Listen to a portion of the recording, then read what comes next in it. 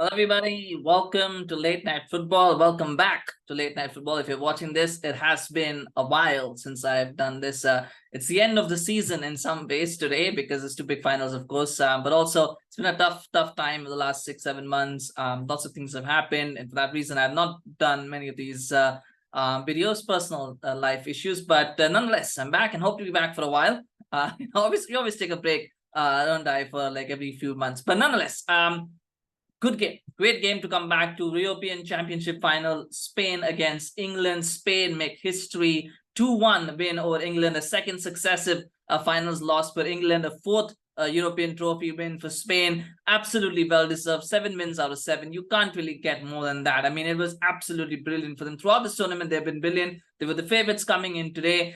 I think England probably did better than what most people would have expected them to do in this game. But again, it's those familiar failings. It's always those same tactical mistakes that England keep making in these sort of games against these sort of teams that lets them down. And again, I think from Gareth Southgate's point of view, I think people will say, yeah, you got to a final, but again, you played the easy teams and you've got to the final, and then you come up against a genuine powerhouse team, and again, you lose. So it's that little bit of that debate that I think has not been answered. I don't think it has been answered today, and I don't think it will be answered. I don't know if Southgate is going to stay on to the World Cup. But I do believe that England have that. It's that familiar tactical feeling that keeps happening, and we'll go through it. But overall, I think Spain deserve to win this tournament because they've been by far the best team in this tournament. I think it was within them in Germany. I think whoever had won that game, we all thought that team was going to go on and win the tournament, and that's how it's happened. That's how it's panned out. Is that who has won that game? Spain won that game, and now they've gone on and won that tournament as we expected that they would do. So well done to Spain. For me, I thought Oyarzabal's goal was brilliant.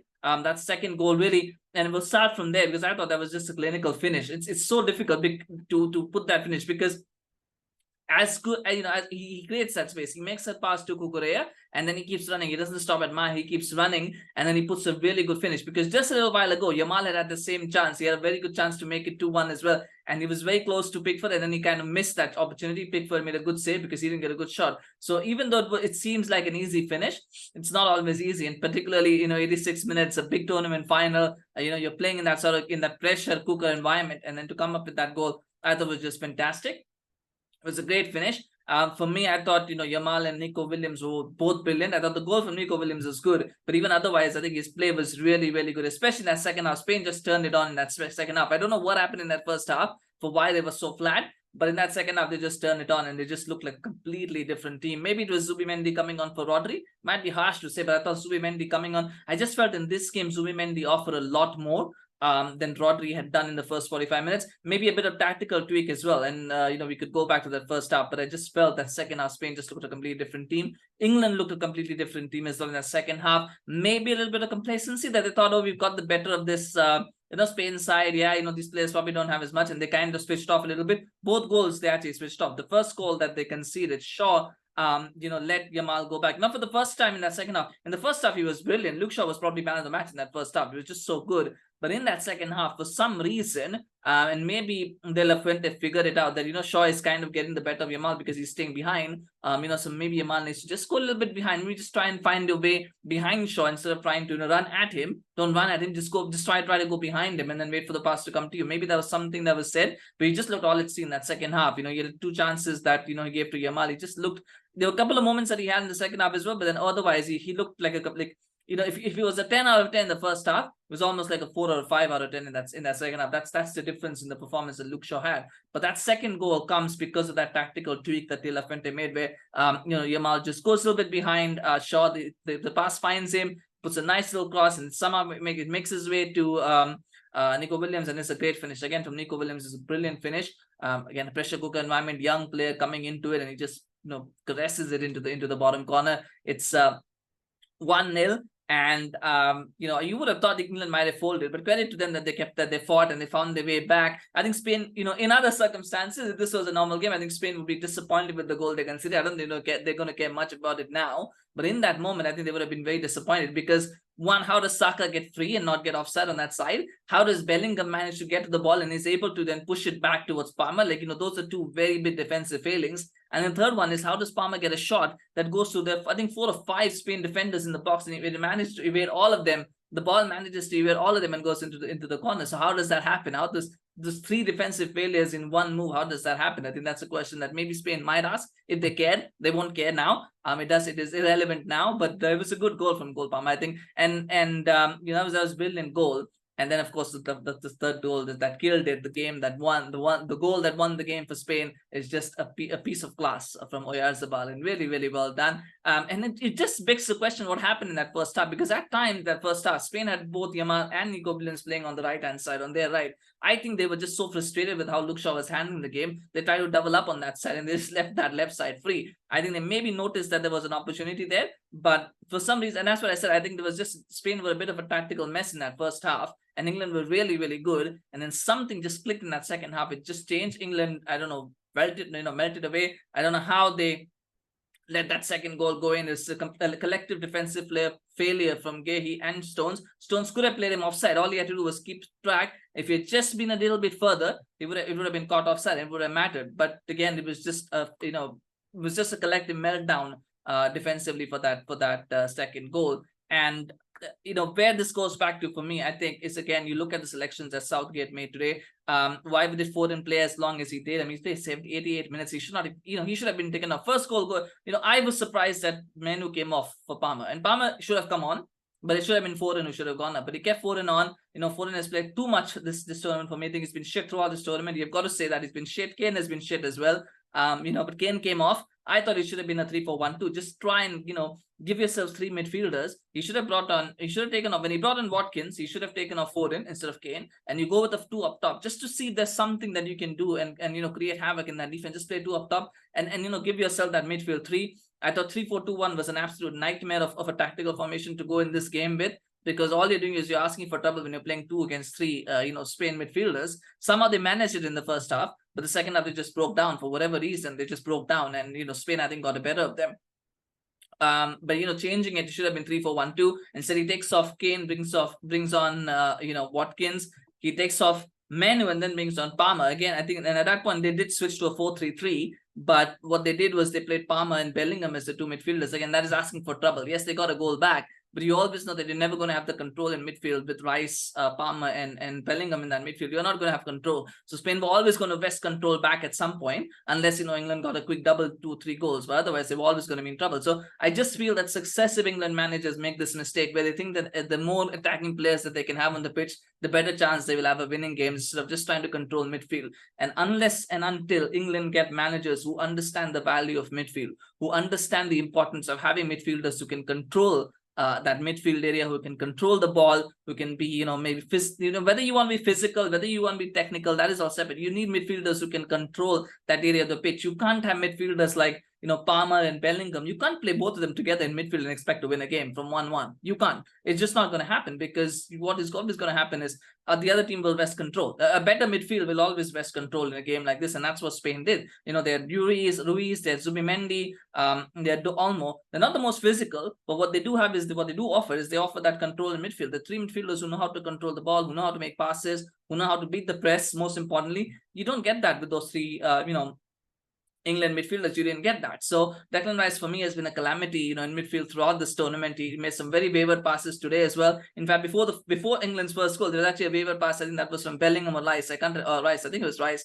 I can't remember. It was a wayward pass which they couldn't make it stick.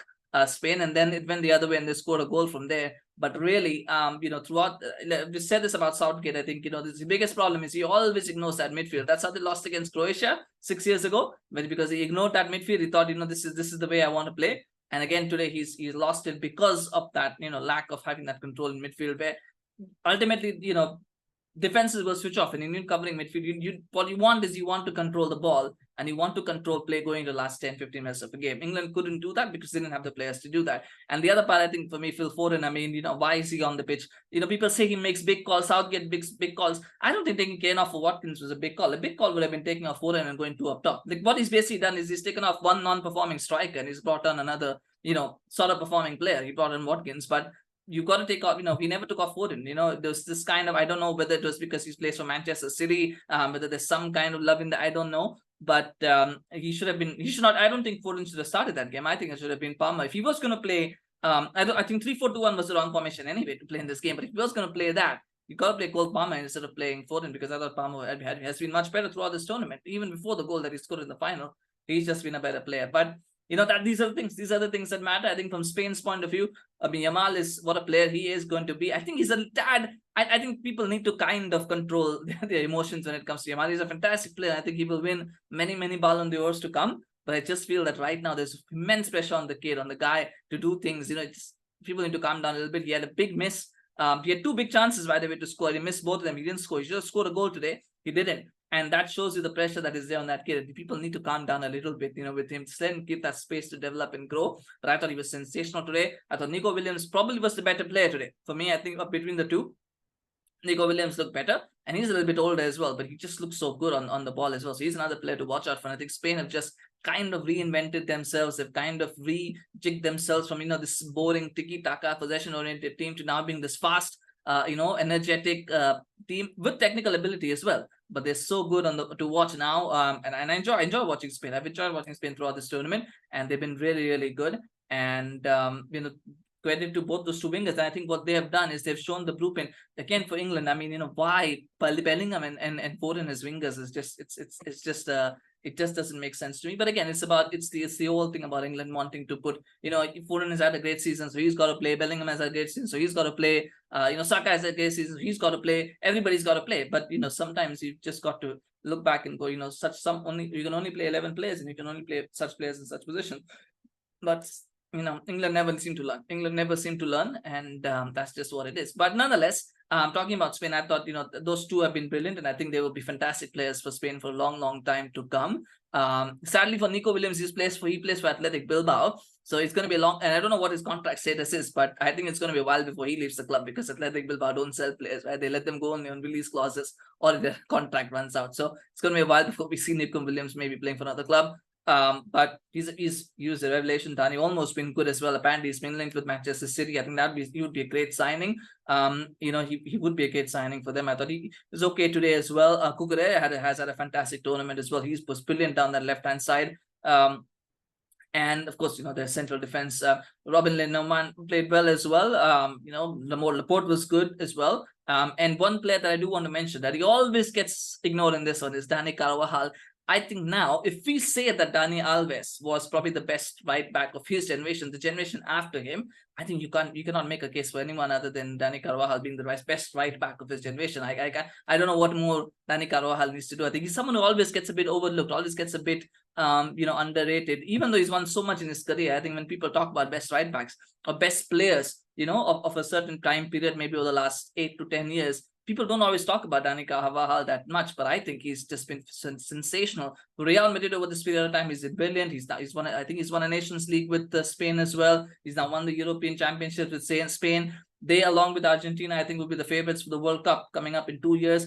Hopefully he wins that as well. So he's just been he's been very consistent over these last 8 to 10 years. He's just been so consistent as a right back. He's been so brilliant, and yet people don't talk about him as much. And it's surprising to me. And maybe part of it is because, he's had so many other players like always trying to take, he always seems like a player who could be replaceable. And yet he just offers so much to this team, and he offers so much to this, to whatever he plays. But he plays for Real Madrid, but he plays for Spain. He just offers so much consistency. And sometimes we take that for granted. We take consistency for granted, and we look for flair and flash. And, but the reality is that he's just phenomenal. For me, Dani Carvajal is the best right back of his generation. I think there's no doubt now in my mind. I can't see anybody. People can talk about Kyle Walker all they want. He's not it. Kyle Walker, just the only thing Kyle Walker ever had or has is pace. Take away his pace, he's fairly average. I think Dani Carvajal has him beat all ends up. I think that's just the fact. But nonetheless, I think phenomenal. But well done to Spain, champions of Europe. Well deserved, very well played. Hard luck for England. They battled hard, but again, it's that story, isn't it? If you look at the victim mentality, they battled hard, but the reality is England could have won that.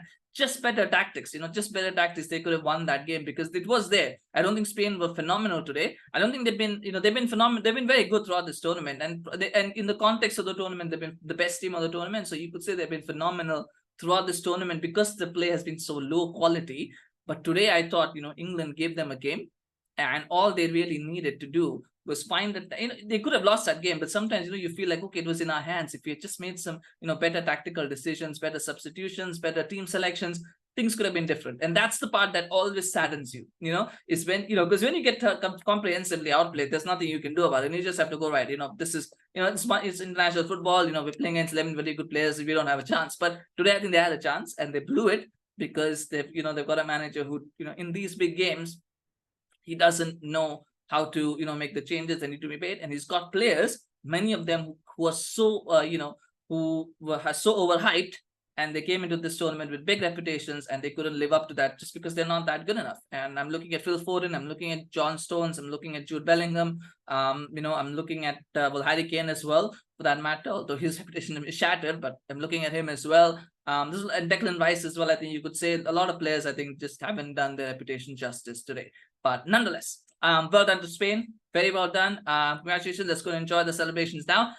Smash like if you enjoyed this video. I'm not going to ask you to subscribe to the channel. Please subscribe if you want, but I know it's going to take a while to get back in the rhythm. So yeah, but do subscribe if you're interested in getting more content in the future. Hopefully we'll do more videos. I'll be back again in the evening because we'll watch the Copa America as well, and I'll be doing a reaction for that as well. But thank you so much for watching. We'll see you again soon. Take care. Bye-bye.